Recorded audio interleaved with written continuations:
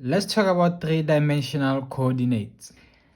In a normal Cartesian plane, now to locate a point, you would need two numbers. So you would have your plane here where you have an x and you have a y, and to get some point P, you would need the x coordinate and you would also need the y coordinate. So a point would be presented by its coordinates, which are x and y.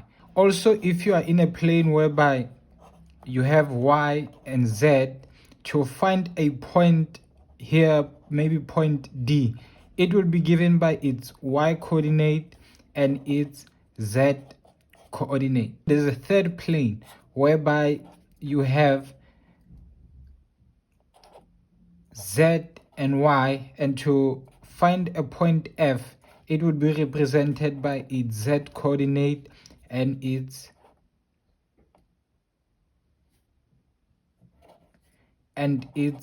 x coordinate. Now, the two numbers that represent the location of this point, we call them coordinate. And there's only two of them because we are only dealing with one plane. In this case, we have an xy plane. Here we have a yz plane, and here we have an xz plane. Now, suppose that we're moving from a plane and we're moving into a space. Now, in a space, we are going to need a triple order. We call this a triple order, and a triple order is given by A, B, and C. So instead of two numbers as your coordinates, you would have a third number here, and this third number would introduce a new dimension. Here you have one dimension, two dimensions. So these are two dimensions, two dimensions, two dimensions. But in a space, you are going to have three dimensions. Hence, we speak about 3D space. Now, what does this look like? You will have your x dimension. You will also have your z dimension, and you will have your y dimension, and that one will go this way. Now, it's important to know that each dimension, all the three dimensions, are perpendicular to one another. So each dimension is normal to the other. So there's an angle of 90 degrees between each angle. The x 90 degrees to y, the x is 90 degrees to z, and the y is 90 degrees to the last dimension. And this is what we call a coordinate axis. It is a coordinate axis. From this coordinate axis, that's where you'll find your x value, you'll find your y value, and you'll find your z value. So you get a triple order whereby to get your location of a point, you would need the x, y, and the z coordinates. The order or the arrangement of this axis is represented by what we call a right hand rule. With your right hand, the rest of your hand will represent the y axis. Hence, you have the y axis here, and your pointing finger will represent the x axis. So they will go like this, and then your z axis will be represented by your thumb. So whatever direction that you move them in, they will always be ordered in that manner, whereby using your right hand rule, you will know that this is your y, this is your z, and this is your x axis. Now, let's draw our coordinate system. We'll have the z axis, we'll have the y axis, and we'll have the x axis. Between each axis, we have what we call a plane.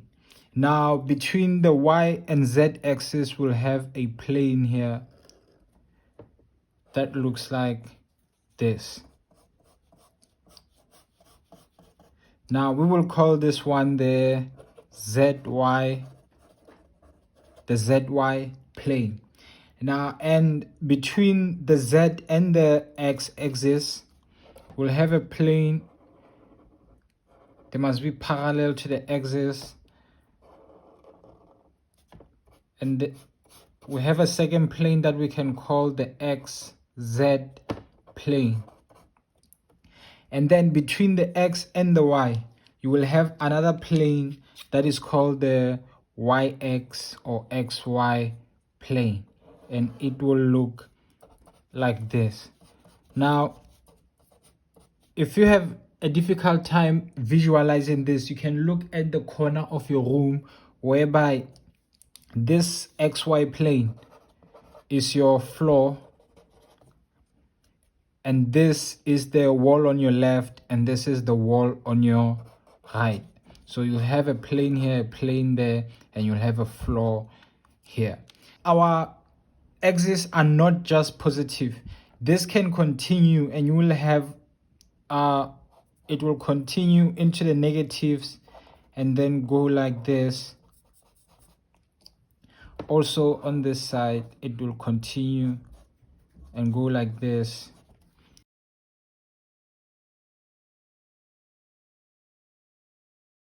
In this space here, let's call it space 1 with a darker pen. Let's call it space 1, whereby your X is positive, your Y is positive, and your Z is positive. This space here, let's say it's a room in your house. This, we call it an octane. And your coordinate axis here will have 8 of them. So octane 1 will be this one that is in front, this room, whereby all your axes are positive. And at the back here, you will have octane number 2, where your X is positive, your Y is negative, but your Z are also positive. In the back there, you'll have octane number 3, and in here you'll have octane number 4. This is only on top. In the bottom also, under here, you will have number 5, number 6, number 7, and number 8, all the way at the back there. And we call those octanes.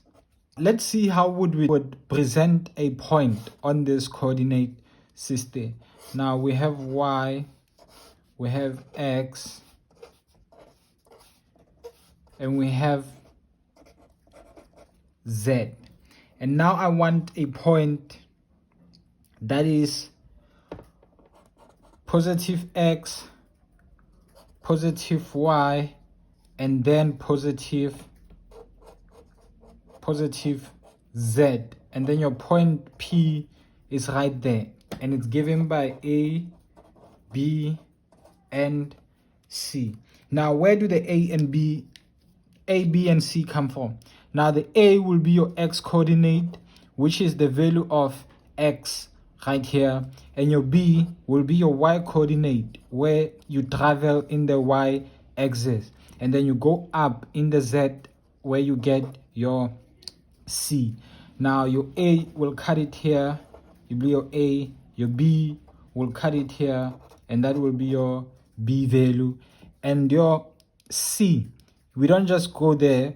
What we need to do is draw a rectangular box that will tell us where on the Z-axis does our point lie. Now, there is our C in the Z-axis.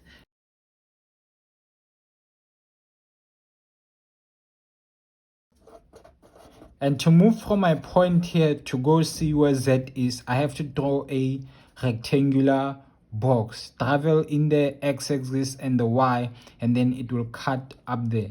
Most people will just come here and cut it here and then make that mistake, and that is not how it's supposed to go. We call this a rectangular coordinate system, a 3-dimensional rectangular coordinate system.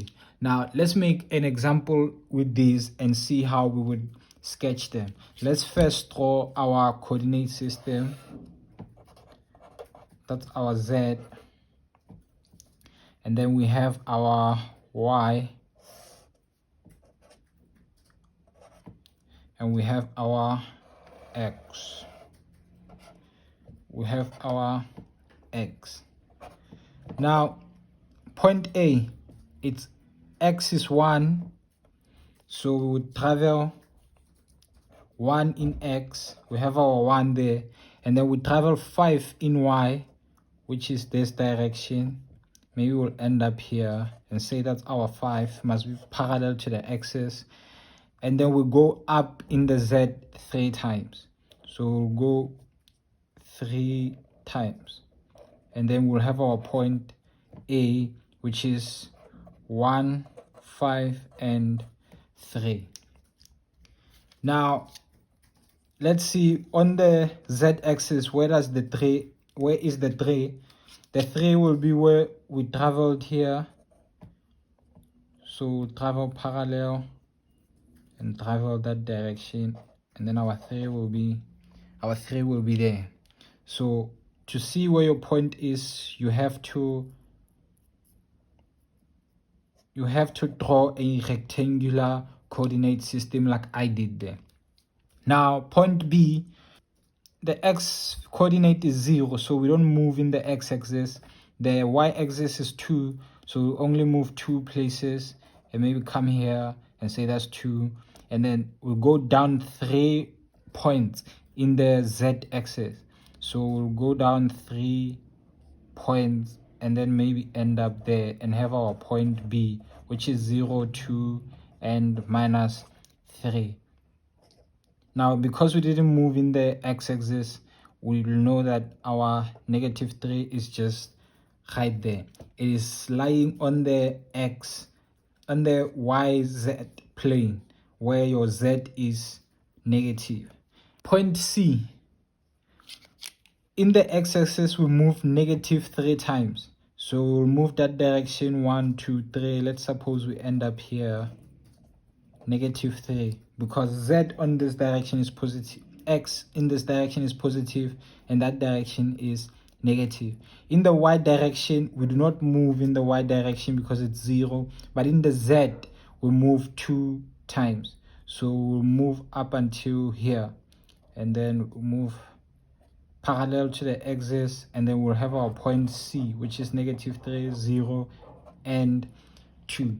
It lies on the XZ plane, on top of that plane that is on that, because it did not move in the y-axis. Now let's draw the last one, point D. Now point D is +2, which is the x-axis, so we'll move 1, 2, and say maybe our 2 is here, and we'll move -2 in the y direction. So negative y-axis goes this direction, so maybe 2 is here, -2, so it will come here, and then we have a -1 in the z direction, so it will go down, and then we'll find our point maybe somewhere there, D, 2, -2, and -1. It is a bit confusing now, but hopefully you followed. If you want to know how we ended up with all this, start from the beginning and follow how I made each and every point.